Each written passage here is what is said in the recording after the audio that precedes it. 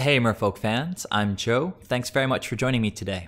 If you'd like to support my channel, please check out the link above to my Patreon page. I'll also put the link down below in the description. I'm back with a replay of a bonus match. It was, I believe, a queue that I was playing with the Unsettled Mariner build. That new blue-white card from Modern Horizons, and here he is. This, I believe, was one of the more exciting matches that I played while testing Unsettled Mariner. It was a real blast. I hope you guys enjoy it. So the opponent kept 7, opened up Flagstones of Trokir into Soul Warden. So Soul Sisters, almost always a pain in the butt to play against. You want to play a lot of creatures, but it lets them gain a lot of life. Aether Vial was an amazing rip off the top there. So let's go ahead and get that onto the battlefield.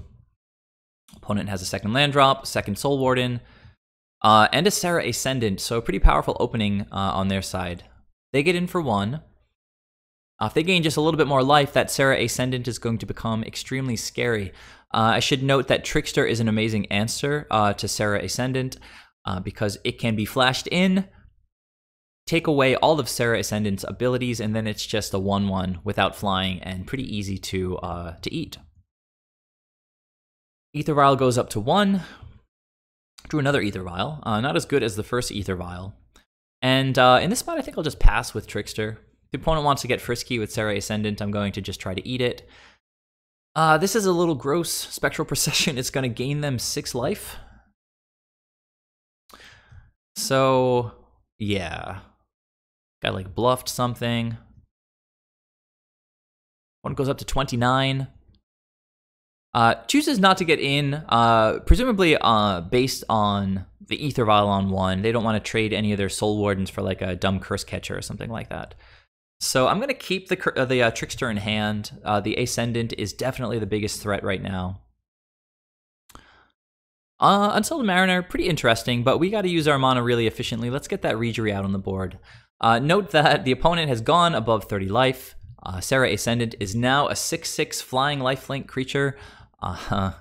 It's pretty scary, but we do have the Trickster. Hopefully we can get him.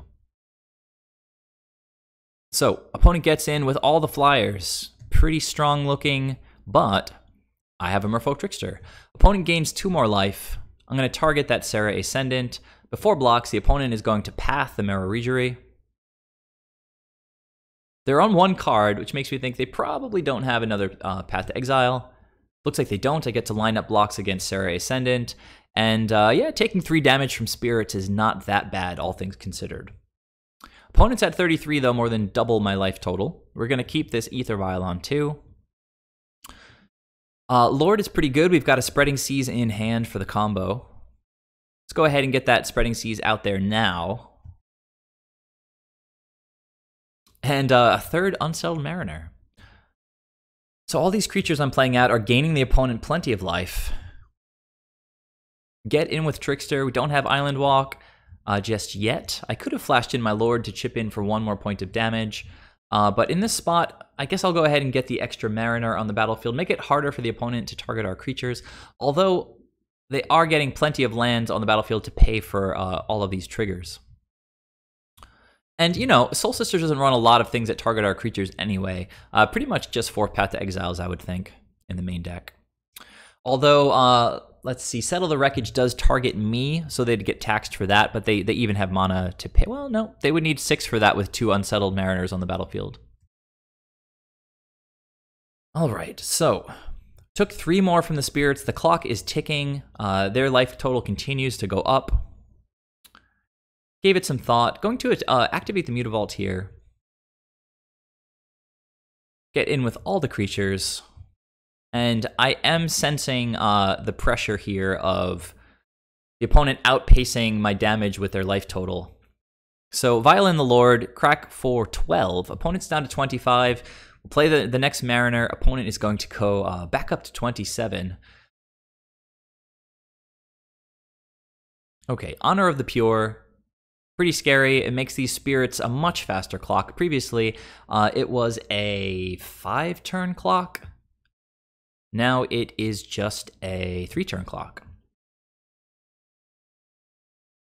So we take 6 damage, go down to 7, and hope to draw something good.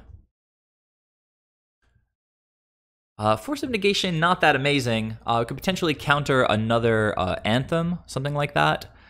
But we do need to play creatures, so let's get Benthic Biomancer onto the battlefield. Opponent gains more life. And I could have, you know what, I think I just played the Mutavault. Can't quite remember.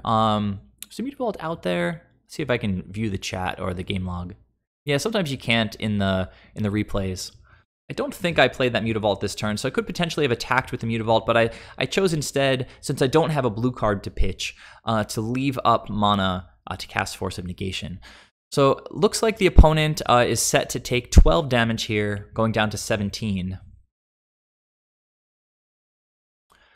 They untap, and Ajani's Pridemate, yeah, we can't hit that with Force of Negation. I might have wanted to attack with Mutavault last turn, if it was possible. Opponent goes back up to 19, and this is where stuff is starting to get pretty scary, because they're going to attack, take us down to 1 life here. And how much damage do we have if we sort of do the calculation real quick? We've got 1, 2, 3, 4, 5, 6, 7, 8, 9, 10, 11, 12. If I adapt Ben, that is 15. Mutavault is another 3. That's 18. So it's 1 point shy of where we need to be for lethal. So opponent clearly going to get in with the Spirits. Possible it might have been correct for them to get in with these Soul Wardens here, although I would have eaten one. With Mutavault, it would have forced me to sort of chump, or rather trade with Benthic Biomancer, in which case, I definitely, unless I top deck a Lord, I wouldn't have had enough. Anyhow, it's a tricky spot. Typically, they won't attack with their Soul Sisters, since it's sort of their engine card. All right, so as I mentioned, I currently only have 18 power on the board. I need to draw a creature here off of Benthic Biomancer. We hit the 4th Unsettled Mariner. Pitch that Ether Vial. Opponent still has 1 card in hand. I'm going to go to 1 life. Going to Vial in Unsettled Mariner, which will gain the opponent 2 life, but will contribute 3 more damage on my side of the table. So the opponent's currently at 21, and all of our creatures are 3 power except the Lord. So 1, 2, 3, 4, 5, 6, 7 times 3 is exactly 21. I'm at exactly 1 life. I drew another Mutavault for the turn. Gonna activate this Mutavault and yeah, try to get in. If the opponent has a Path to Exile, they can't play it right now, since the Unsettled Mariners are going to tax it too much. So opponent takes exactly 21, goes down to exactly 0. I live with exactly 1 point of life. And as I mentioned, this was one of the more spectacular games that I played while testing Unsettled Mariner. So I don't think this guy contributed very much, apart from being a body in that game, but it was still a pretty exciting game. So let's go ahead to game 2 and see how the match continued. All right, back for game 2 against Soul Sisters. Odds are I brought in a bunch of creature interaction, like Dismember and Echoing Truth. This is keepable. It's got removal, it's got Ether Vial. It's got one of those Mariners. Opponent's got their Soul Sister. And yeah, we keep drawing creatures. We're going to want to hit another land pretty soon. Serra Ascendant, going to gain some life. Opponent leaves up Plains. Looks like they mulliganed a little bit this game.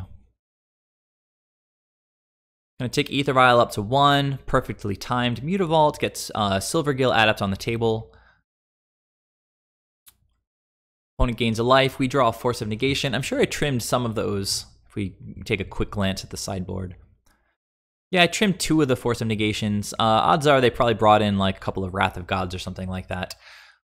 Took out a Tidebinder, took out a Benthic Biomancer, trimmed an Island because of the Path to Exiles, and yeah, brought in Dismembers and Echoing Truth, that kind of stuff. All right, so West Vale Abbey. They need to get 5 creatures onto the battlefield. Okay, here is another Soul Sister. Pretty scary with the Serra Ascendant. Honor of the Pure, their creatures are getting pretty big, so I think I should just counter that in order to keep them small. I believe I pitched one of my 2 Mara Regeries for that. The idea being that Spreading Seas sort of eliminates the potential threat of Westvale Abbey creating a massive, indestructible lifelink demon. All right, opponent currently on 0 cards. We're going to try our best to keep this Serra Ascendant from getting too big. Another Silvergill Adept is pretty solid. Let's get that onto the battlefield, see what kind of cards we draw. All right.